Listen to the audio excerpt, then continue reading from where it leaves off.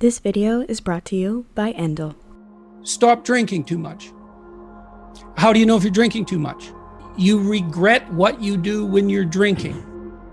It's interfering with other important goals. It's causing you financial distress. It's getting you in trouble with your friends or your family. It's getting you in trouble with the police. Stop abusing substances if you can, right? If you see that they're hurting you. Physical health. Are you in decent shape? Are you strong and coordinated? And if you're not, you'd be better if you were. You'd feel better, you'd be more effective, you'd live longer, you'd be less sick. And you really see that mount up. Like if someone's been in shape once in their life, they age way better. And it's also a really good way of maintaining your cognitive ability.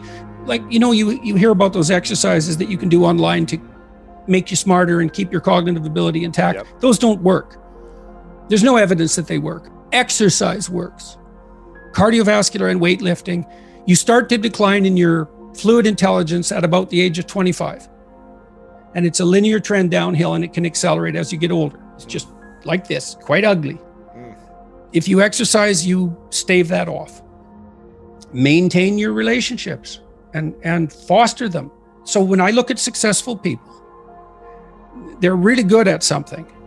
They're reliable, right? You can count on their word. They're generous, and they have a wide connection network, which becomes more and more valuable as you get older. So it's one advantage that older people really have over younger people. They have a connection network, and a connection network is huge.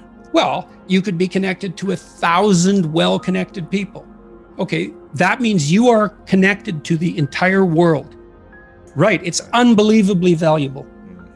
And that's one of the things that's so absolutely remarkable about the situation that I'm in right now. As far as one of the great benefits is I can contact pretty much anybody and they'll talk to me. It's like, really? That's so cool. Having a connection network is of inestimable value.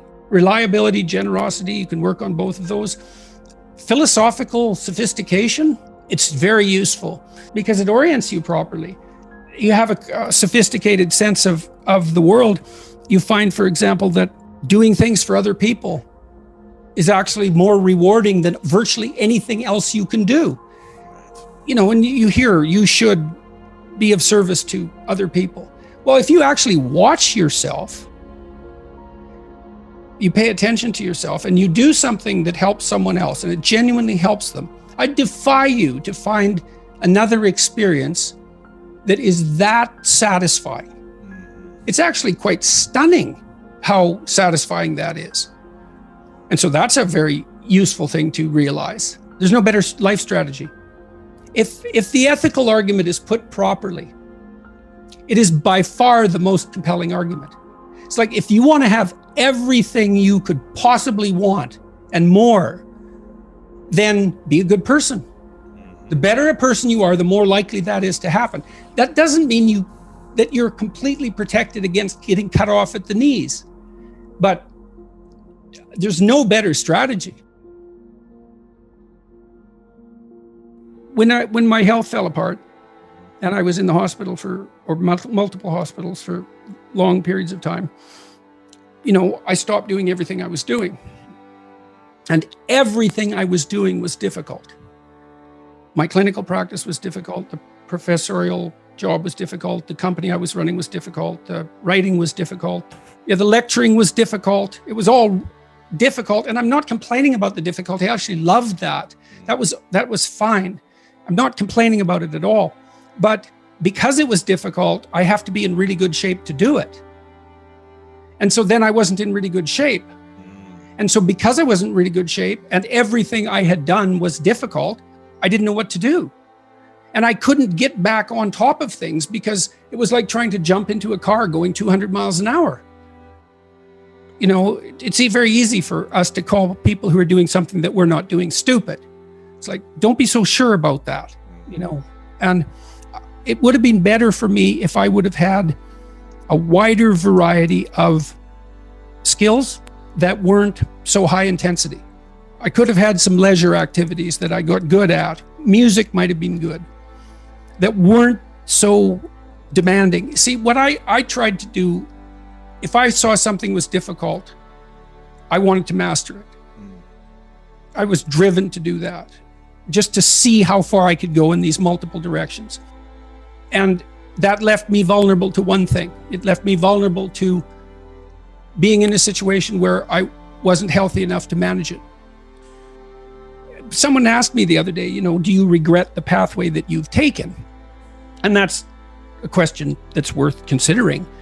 And the basic answer is, well, I don't know, I guess, in some sense, because if you become extremely ill, especially if it isn't clear why, you don't know what you might have done to contribute to it because you don't know what it is. And people say, well, you went on this 160 city tour in a year.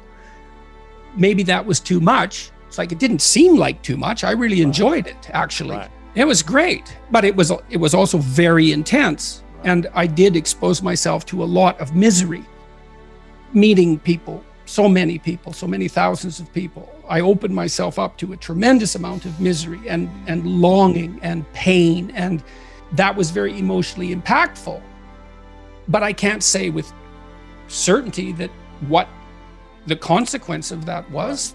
I mean, I'd worked as a clinical psychologist for decades, and I had to deal with people who were in trouble all the time. And that was actually an extraordinarily positive enterprise, because although I was dealing with very serious issues and people were in trouble, they were on a good path and getting better, and we were collaborating in that. So it was a lovely enterprise. I loved it. It. In deep conversations, meaningful conversations devoted to making things better. It was great. I've been opening up my day to work more and more. So now I work from 3:30 to 6, fairly intensely every day. And I started 1 day a week, and then it was 2, and then it was 3. And then I could see, was I better when I was working, or was I better when I wasn't working? And the answer was clear. I was better when I was working. And it wasn't just clear to me, it was clear to the people who were watching me. And so it looks to me that also indicates that it probably wasn't the work. I think it's possible that just too many things happened at once. That's possible.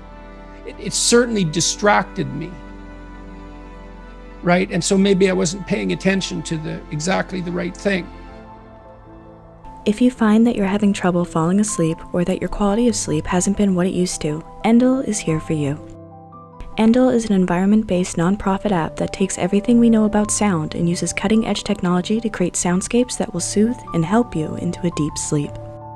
Backed by neuroscience, Endel tunes into your circadian rhythm so you can use it day or night to improve mood, focus, sleep, or mental clarity.